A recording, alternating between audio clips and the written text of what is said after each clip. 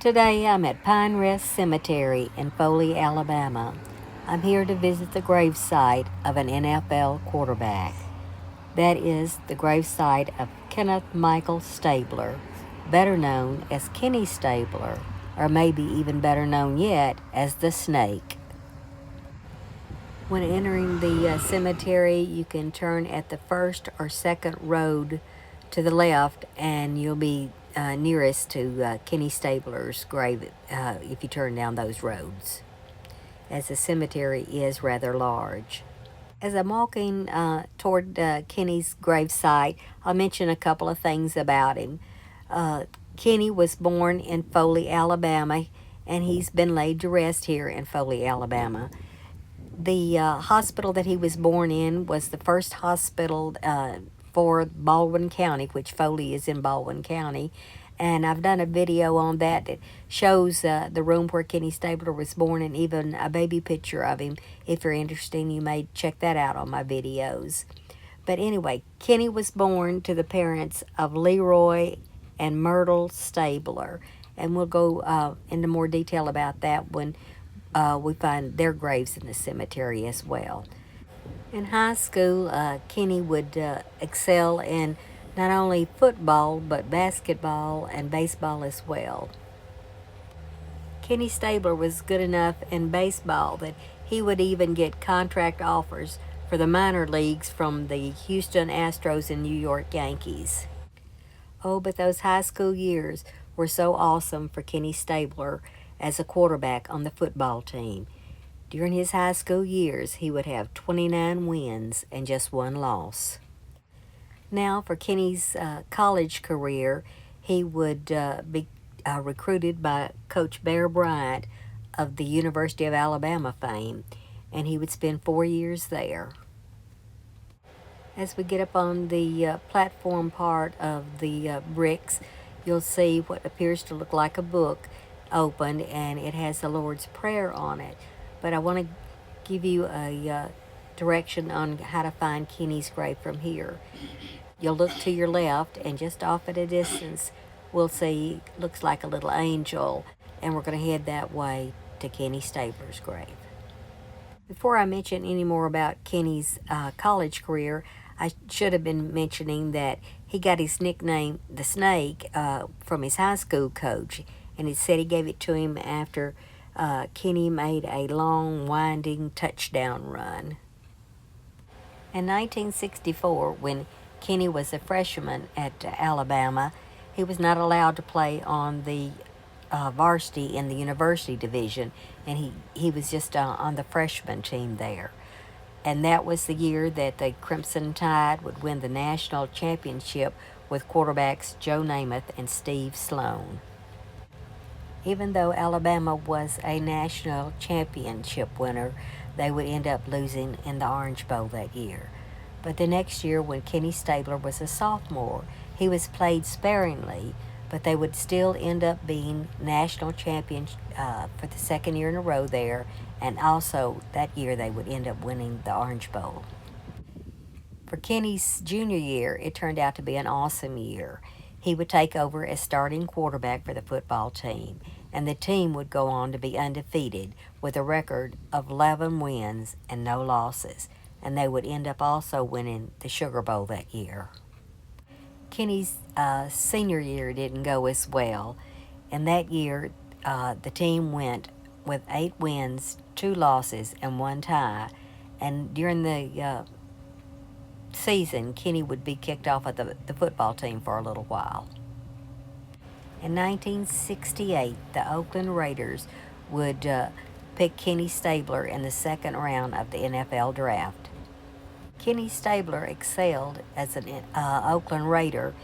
In his time with them, he would end up being picked as Player of the Year twice. He would also receive the NFL passing championship record in 1976, and the Raiders would win their very first Super Bowl, which was Super Bowl 11 against the Minnesota Vikings. After several years with the Oakland Raiders, Kenny would be traded to the Houston Oilers, and later on he would final team would be the New Orleans Saints. Kenny's retirement years would find him as a commentator for CBS, and after that, a commentator on the radio, which was announcing the Alabama football games. I'd like to mention a couple more things about Kenny Stabler before we move on down to see his mom and dad's gravesite. And that is that Kenny has been inducted into the Pro Football Hall of Fame. And if you didn't know it, Kenny Stabler was one of the few quarterbacks in the NFL that was left-handed. It is said that there's about 33 total over all the years that has been left-handed. And a couple of those you might remember. I won't name all 33, but it was like Steve Young, Boomer Esiason, Michael Vick, and even Tim Tebow, as well as Ken Stabler. Now, as we're looking away from Ken Stabler's gravesite, I'm going to give you an idea of just where his mom and dad is buried. And this is like the second driveway that we came in. And of course, there's our truck parked over there. But it's the brick walkway thing that we came up to at the first of it is past that you're going to come down a ways, and there you can see it again. And where these two little red roses are is the gravesite of Ken Stabler's parents. And when doing research about them, couldn't find very much at all on them. One place said that his dad was in the military at one time, and another place said that his mom was a nurse's aide. And as you can see from their markers, looked like Leroy liked to go by the name of Slim, and his mom, Myrtle, liked to go by the name of Sally. And next to his mom's grave is that of Emma Jean Stabler Keith, and that was his aunt, his dad's sister. So the graves of his parents, as you can see from where the little angel is in this picture, is about 7 or 8 rows down from Ken's grave. I'm going to walk back up to Kenny Stabler's grave and then head back down toward his mom and dad's grave for a reason. And I'll just let you know about that in just a minute. So, as you can see, we're looking at Kenny Stabler's grave again. As you can see from this view, past the white and red bouquet, there's the two little red roses of Kenny Stabler's mom and dad's grave.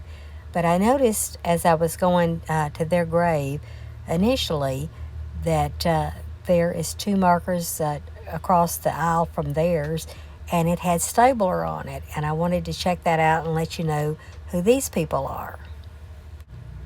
But even more than saying Stabler on it, I found the markers to be unusual, and a little bit more about that in just a minute. As we get up close to him, I'm going to tell you that the one that says Cross and Stabler on it is that James, better known I think as Jimmy, was Kenny's first cousin, and the Annie Cross was his grandmother, his maternal grandmother actually. And next to their marker is the one that has Stabler on it, and it has Annie Ruth and Harold Edward Stabler on it.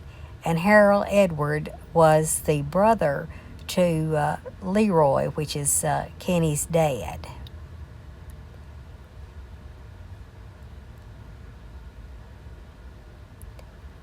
And we're going to show you the other marker for Harold. It's he also has a military marker that he served as a corporal in the Army during the World War II years. What I found unusual about these 2 markers is on the back side, it has 2 more names, and I'm sure they're family members. And if anyone knows, please leave me a comment. The one that says Weed on it doesn't have names at all for the 2 spots that are vacant. The one that says Toller, which has Stanley and Jeanette on it, Jeanette is the sister to Ruth Annie Stabler.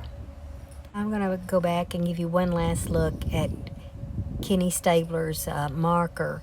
And the reason I'm doing that is it came to my attention when looking at it that it had a familiar look as the outline around it. Don't know if it will to you or not, but I thought it kind of looked like snake skin, and how appropriate, as Kenny Stabler was called the snake. Kenny Stabler died just a few months short of his 70th birthday from cancer. As always, I'd like to say thank you so much for watching my video, and I truly hope you have a good day.